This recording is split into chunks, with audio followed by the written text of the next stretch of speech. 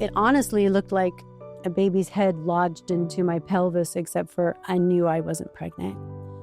And I was scared to go to the doctor. I was scared of all the possibilities. I would feel like my limbs were going numb. I would feel like my whole body was kind of in slow motion.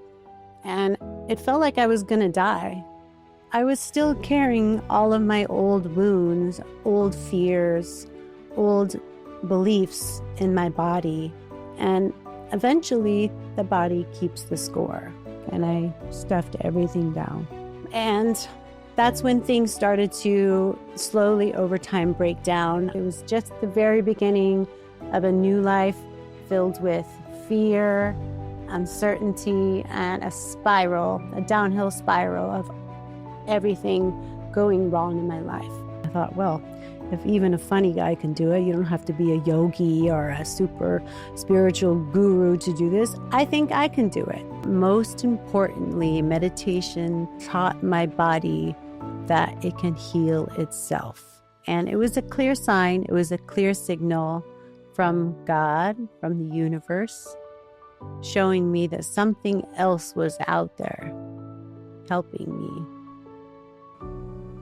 Welcome to Dream Fuelers. I'm Natasha Jane Julian, and I've been through it all. Anxiety, panic attacks, you name it. I'm here to show you that healing is possible. I'll share my journey and chat with other guests who transformed their lives. If you're ready to reclaim your power and chase your dreams, you're in the right place. Let's dive in. I'm Natasha, and this is the story behind Dream Fuelers, and the reason why I started this podcast. About a decade ago, I went through a total body breakdown and started experiencing mental and physical health problems, including a cantaloupe-sized tumor on my ovary and a sudden severe anxiety disorder that left me paralyzed for years. Even after surgically removing the tumor, my symptoms continued and the anxiety disorder only got worse. After seeing countless doctors and chiropractors for years and being desperate for hope, for change, for the old me back, I stumbled across a video one day which would ultimately change my life forever. It was a video by Oprah Winfrey, and she was talking about that she had been meditating for years using a technique called Transcendental Meditation. So I thought, what do I have to lose? After all, I am in one of the darkest periods of my life. So I tried it. I started meditating twice a day, every day, and it changed my life forever. Slowly, all of my health issues began to disappear one by one, and I became obsessed with the powerful transformation that I went through, and I wanted to share it with the world. I wanted to show what the power of the mind is capable of. So I thought, what if I could create a brand that was healing-based, based around my story, and build a global community of healing and connection, and maybe help people who might have been in the same position that I was in. That would be my ultimate dream. And it can be an extension of my art and my music, and it can be a platform and a community. That's when Dream Fuelers was born. I'm Natasha, and this is my story. So let's back up a little bit to 2014 when I started experiencing symptoms. It started out as a growth, and it was getting bigger and bigger by the day. It honestly looked like a baby's head lodged into my pelvis, except for I knew I wasn't pregnant. And I was scared to go to the doctor. I was scared of all the possibilities that it could possibly be. But I finally gained enough courage to go, and they did a scan, and they said, we don't know what it exactly is until we take it out. So we scheduled the surgery pretty fast. It was all very fast, within a week, because it was putting a lot of pressure on my bladder. And if you think about a pregnant woman who goes to the bathroom frequently, I was like 10 times that. Very uncomfortable.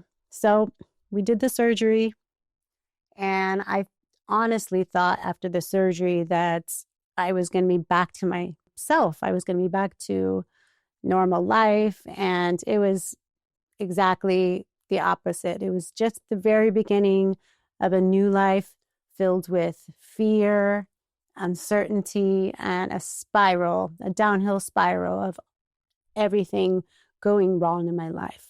This was a new life filled with fear every day that stole my happiness and put me into an immediate fight or flight stage. And I was in this 24/7.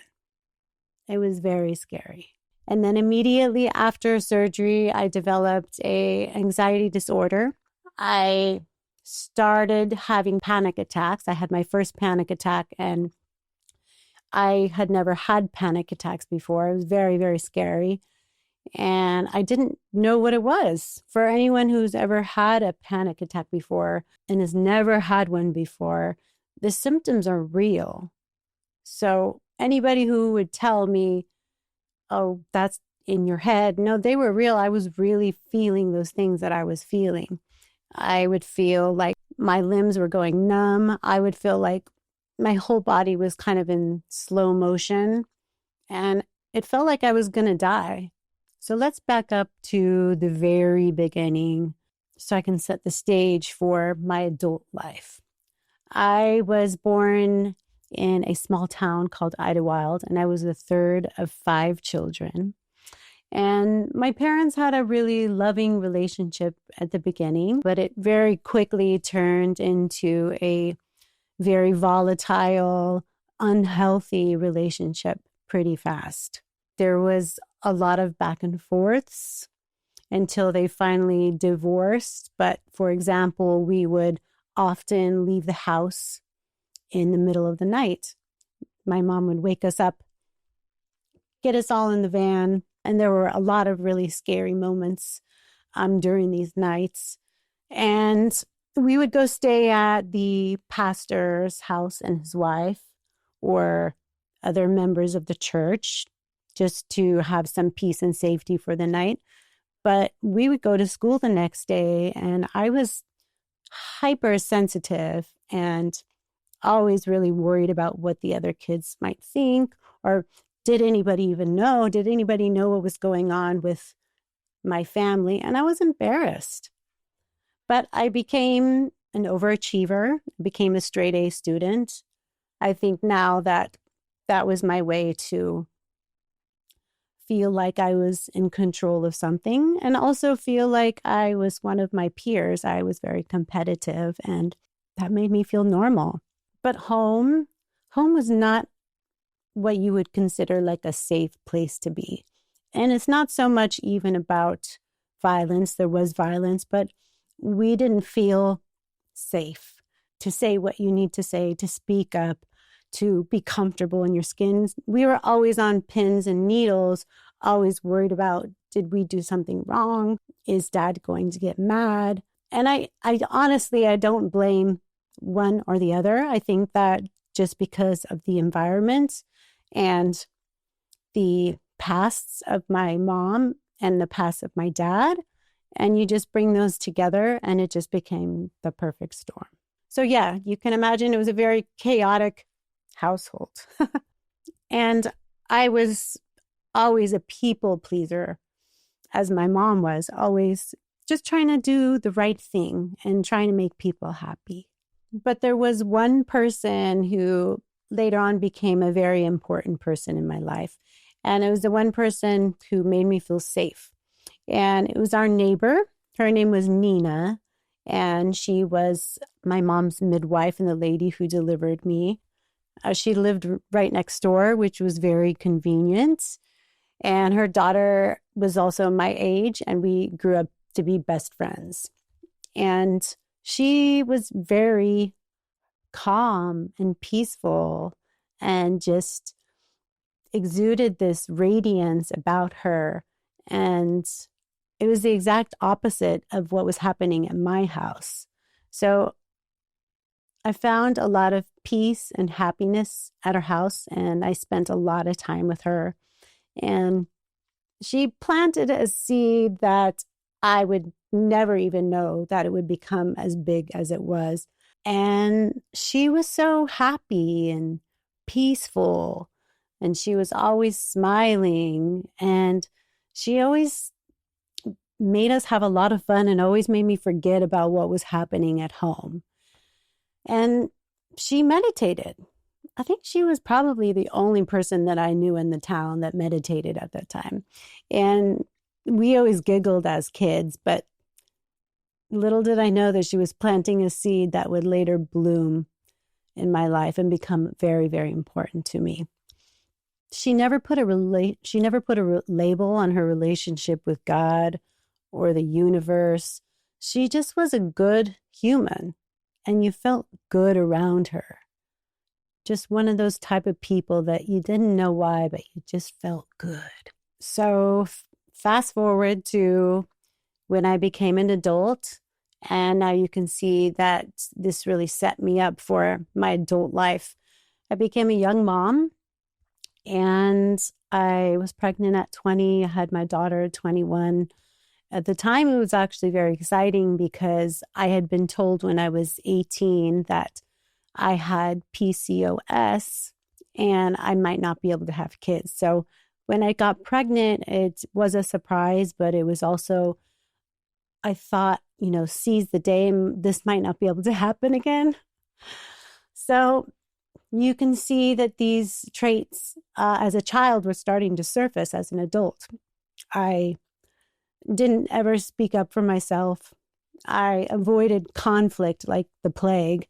I was still carrying all of my old wounds, old fears, old beliefs in my body. And eventually, the body keeps the score. So when I got older, I started to think about these experiences that I had as a child, but I started to realize that there was a lot of people that had a lot of problems, probably far worse than mine. And I felt like I didn't have the right. I felt like I didn't have the right to complain about my past. And that was a moment that I turned my back and I stuffed everything down.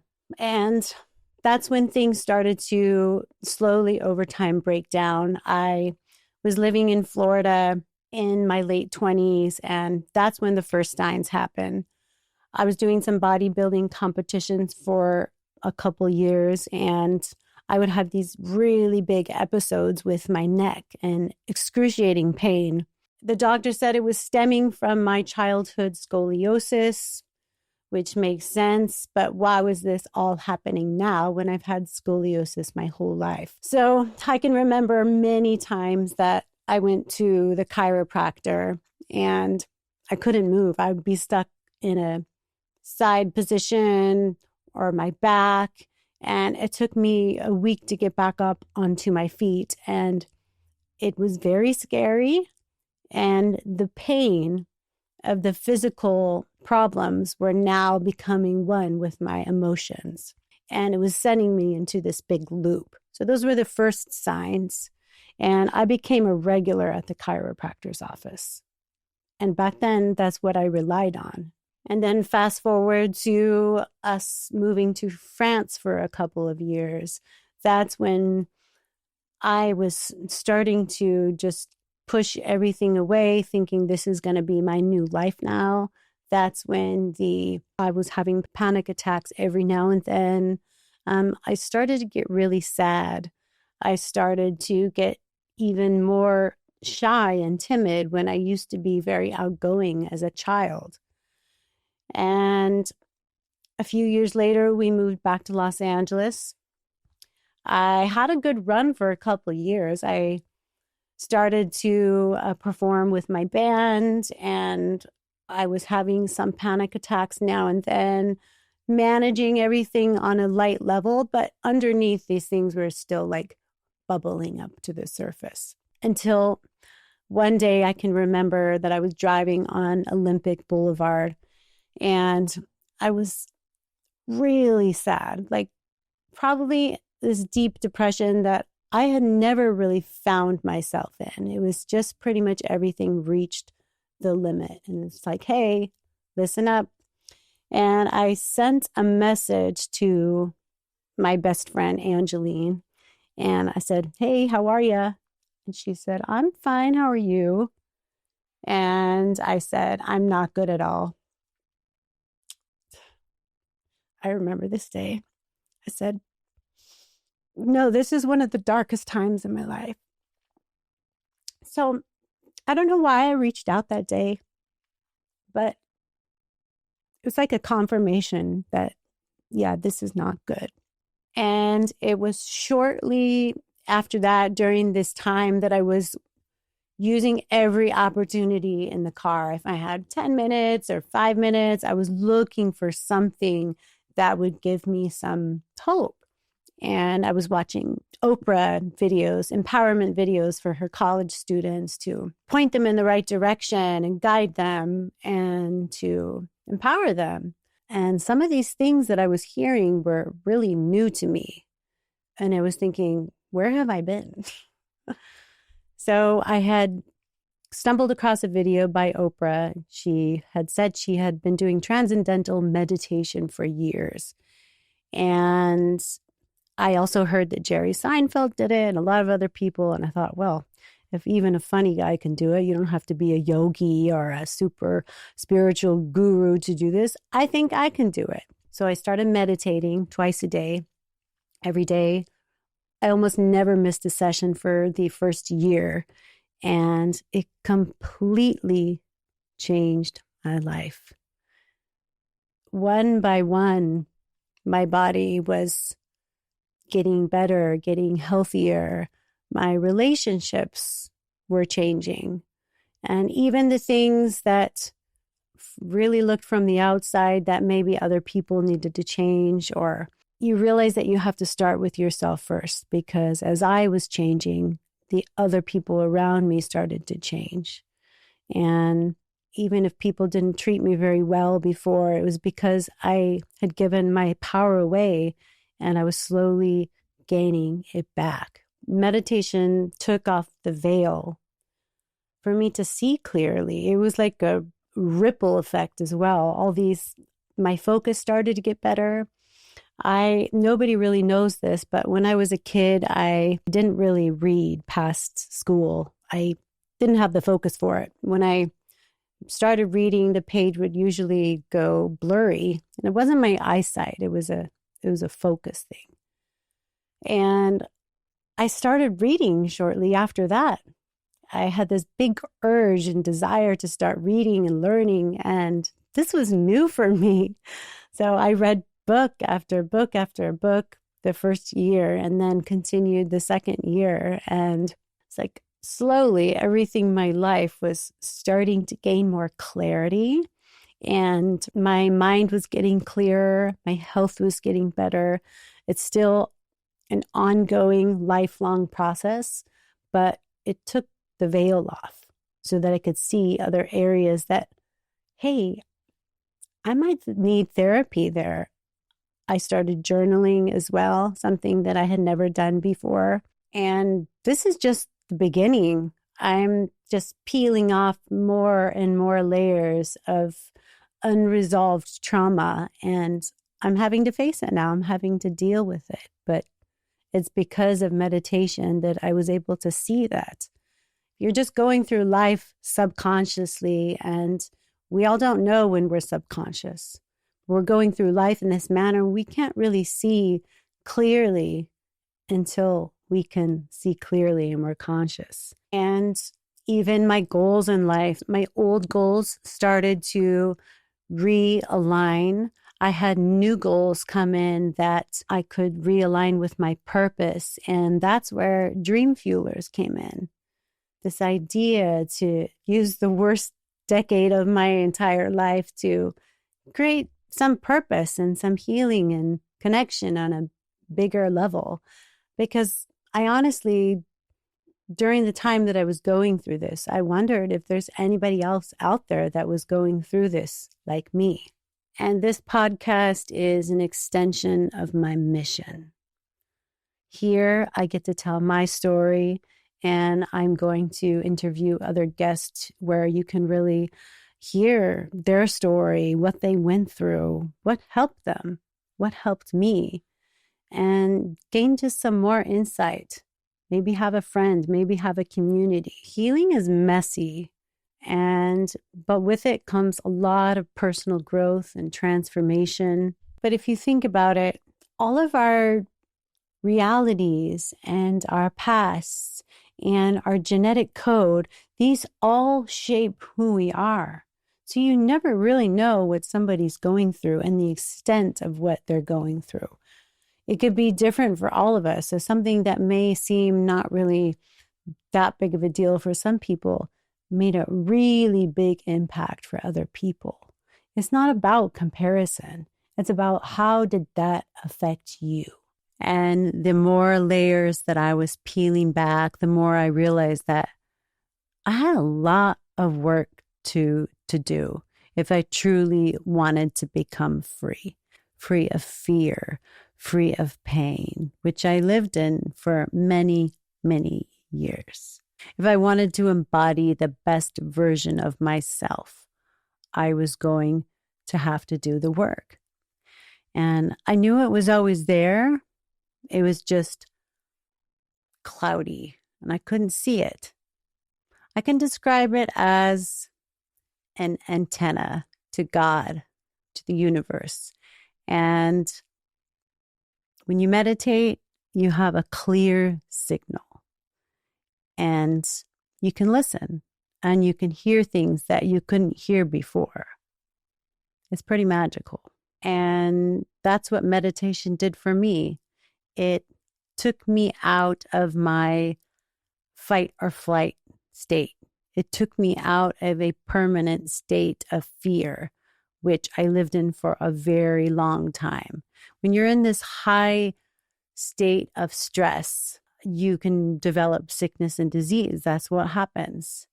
And the minute that you remove it from that, it has a chance to heal. The minute you sit with yourself and you sit in peace and silence, it has a chance to start healing itself. And it freed me from fear, the fear that I woke up to almost every single day. It freed me from my pain, from the pain in my neck that I was having huge flare-ups, the pain in my back. And I didn't have to go back to the chiropractor ever again. I was going to the chiropractor a couple times a week, and I never had to go back to the chiropractor again. Doesn't mean I don't like chiropractors. I do.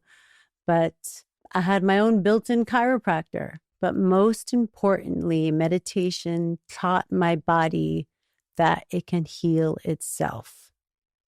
And it was a clear sign. It was a clear signal from God, from the universe, showing me that something else was out there helping me. Something greater than myself was out there helping me. Thank you so much for being here and listening to my story, my very beginning, and my journey. My hope is that by listening to my story and the story of other people, that you can start your own path to healing, however that may look.